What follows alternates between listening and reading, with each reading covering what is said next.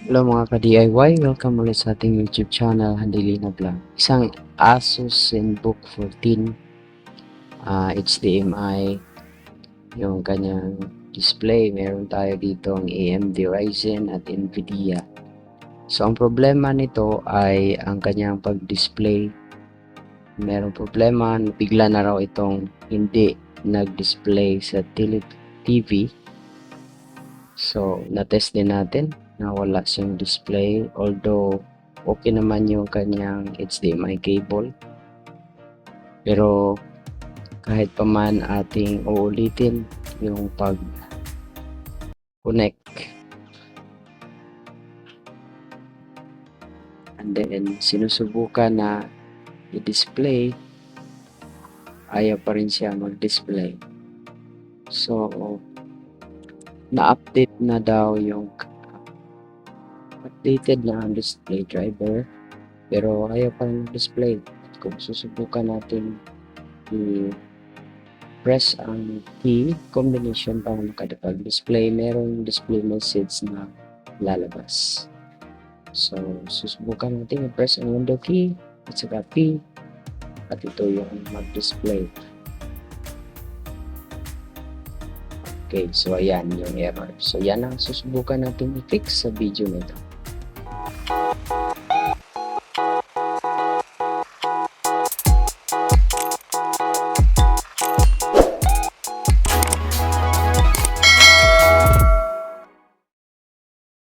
Okay, so ito yung error na nag-display once na i-attempt natin na connect using key combination, window at saka P.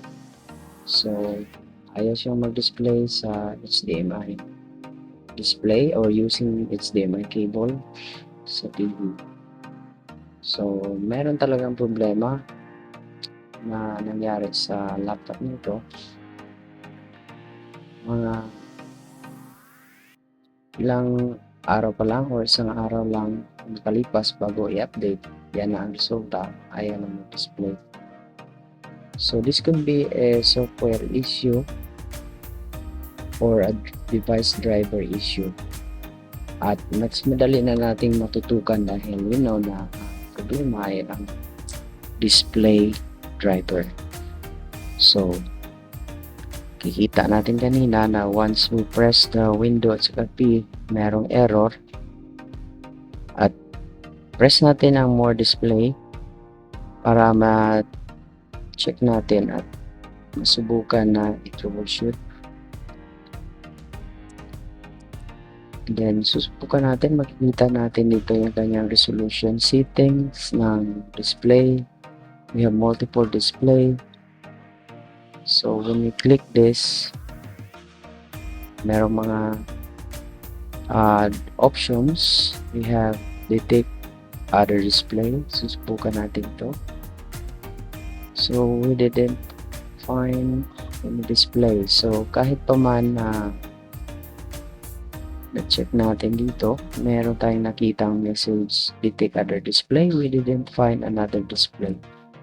So ibig sabihin may conflict talaga sa display. So dito sa advanced display, kita natin na wired display connected to Microsoft basic display driver.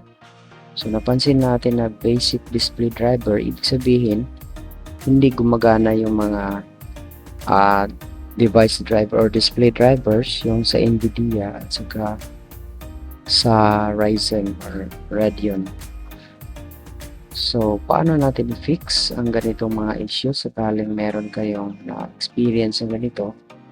So, titiyakin lang natin na na-detect siya.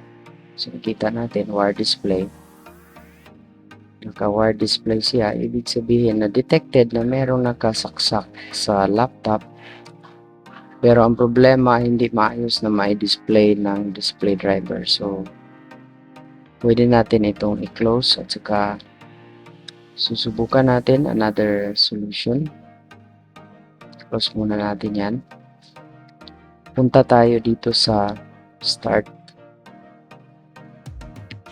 Then pagkatapos sa device manager, we have device manager. And then, focus tayo on display driver. Kasi yun ang problema. So, meron tayong nakita dito, AMD Radeon TM at saka NVIDIA. Adjust ko muna yung display kasi hindi masyado makuha yung video. Nag-blur yung screen. So, adjust muna natin. Okay, so we notice na ayan, meron talagang dalawang display adapters. We have AMD Radeon graphics at NVIDIA GeForce MX 450. So, yan ang may problema. So, anong gagawin natin? Susubukan natin i-update ulit yung kanyang driver.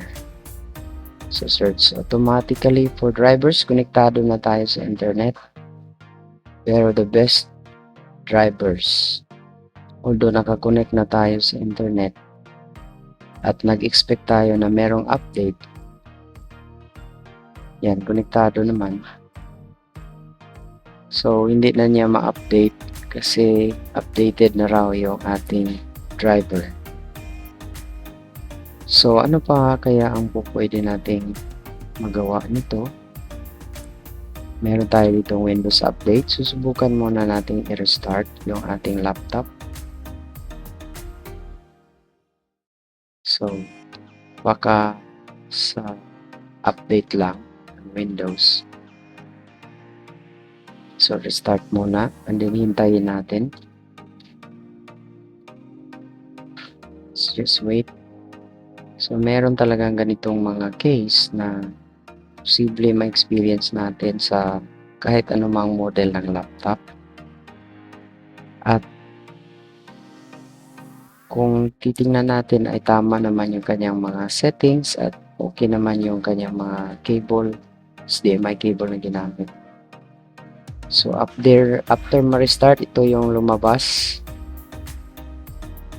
Cancel lang muna natin dahil okay, so we will cancel lang muna sa update na ito. And then let's wait na papasok sa Windows. Ayan, nag-start nang mag-load yung operating system.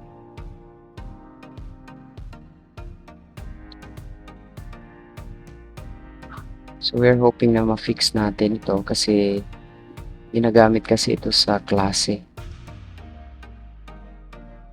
Okay, susubukan natin ngayon. Sana makatulong tayo sa ating kasamang guro, si Ma'am Step. Shoutout nga pala kay Ma'am Step. We hope and pray na ma-fix natin yung issue sa laptop mo. So, we are still on diagnostic process ngayon. So, ayan pa rin. Hindi pa rin natin na-fix. Meron pa rin display message error. So, titingnan natin dito na turn off yung ating TV. Turn on muna natin para ma-monitor yung display. Dahil meron kasing Windows update kanina.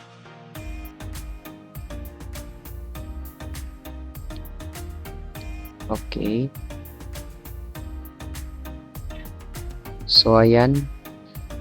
Wala pa rin, no signal pa rin. So, ano pa ang pwede natin gawin na para ma-fix natin yung issue? Balikan natin dito sa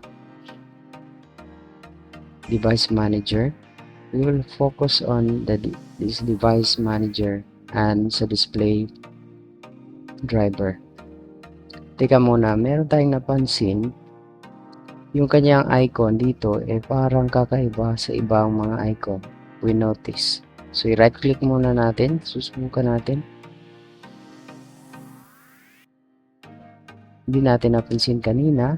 Tapos nating ma-update, wala pa rin. So, we will try to enable device. Ayan. So, kung nakita natin, kakaiba yung shortcut icon niya.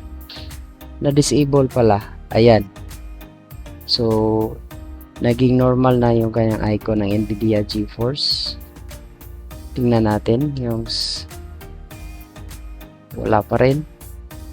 Since merong isa, kasi dalawa yung kanyang display driver or display adapter, dito tayo sa AMD Radeon.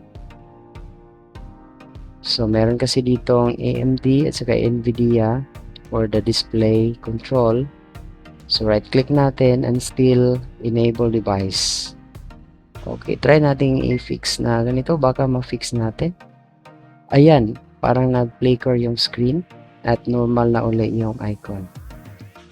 So as of now, siguro ay gumagana na. Titingnan natin yung ating TV kung may display na ba. Ayan.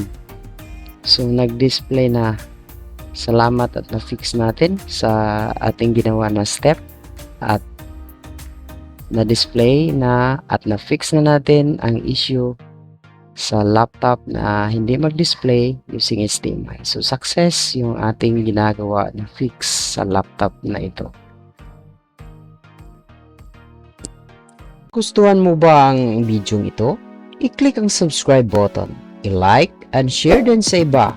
At i-click ang notification bell para laging updated sa mga videos dito lang sa ating YouTube channel, Handelina Vlog. Maraming salamat sa panunood. Hanggang sa muli!